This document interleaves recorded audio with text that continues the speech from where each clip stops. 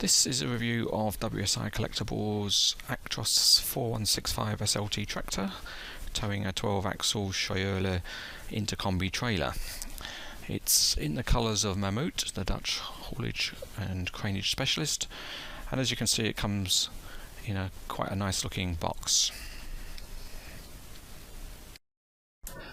The box is a nice high quality with a nice little ribbon, and the model's nicely packed inside foam rubber, as you can see here.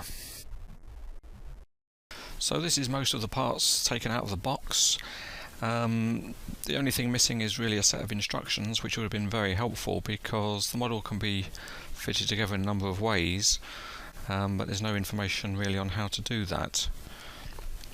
Still, if we move on to the review of the model itself, this is the tractor unit, and you can see that at the front here there's a nice cover that can be put on the towing hitch, and overall the model looks quite impressive from this angle.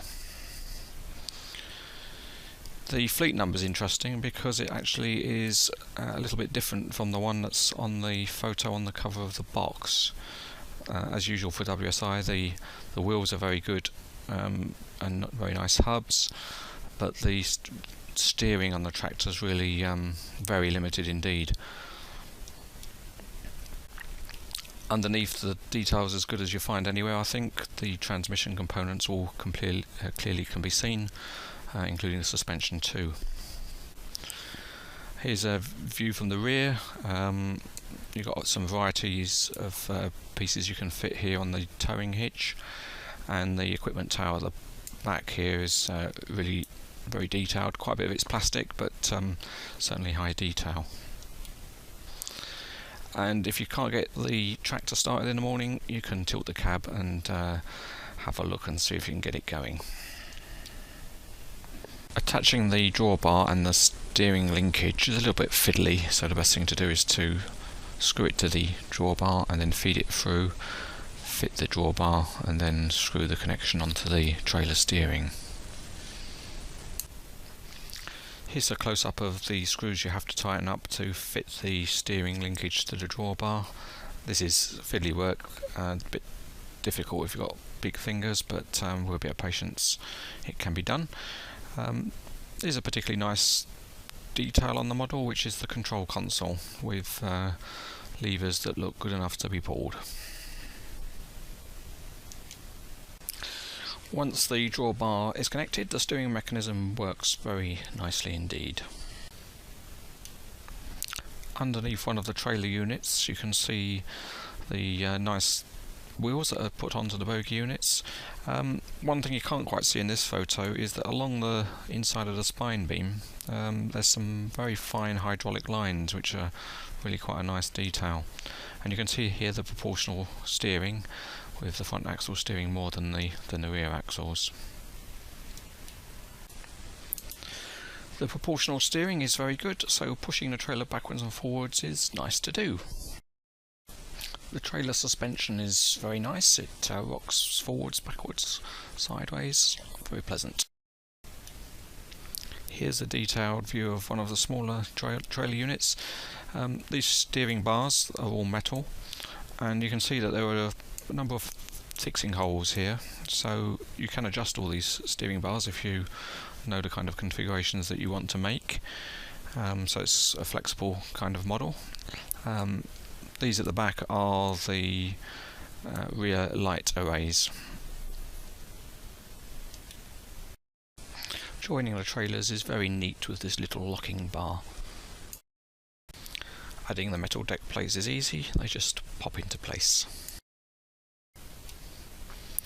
This is a really good detail on the trailer units.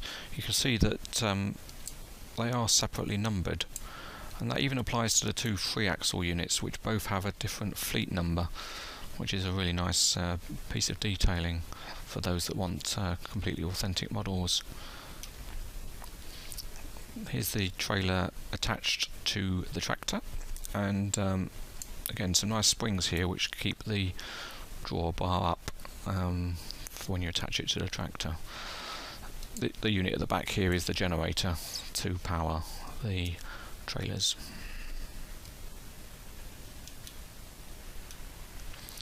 any good heavy haulage model looks better with a load on it, and in this case the Sword model's fermentation tank has been loaded onto the trailer units.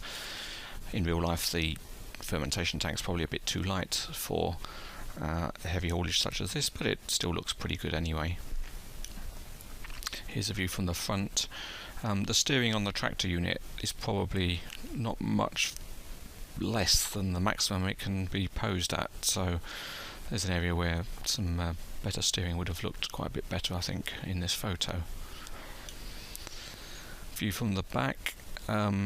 Incidentally, the stillages used here for carrying the tank are custom made out of Lego, so you can see there's no expense spared whatsoever here on Cranes Etc. And here's one of the guys working one of the console levers. Although I have to say, quite honestly, he seems to spend most of his time just talking on that radio. I don't know if he ever gets any real work done at all.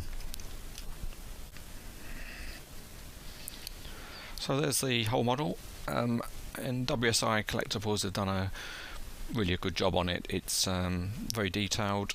The trailer is certainly a high precision model, very well engineered. As you can see here, it's set up to its full length, but it splits here and here, so you can have different configurations of trailer if you like. And really the only thing missing on the model is really that set of instructions, which would have made setting it up and configuring it rather easier. But hopefully WSI will correct that omission in future versions of the model. So overall, really have no hesitation in saying that's a highly recommended model.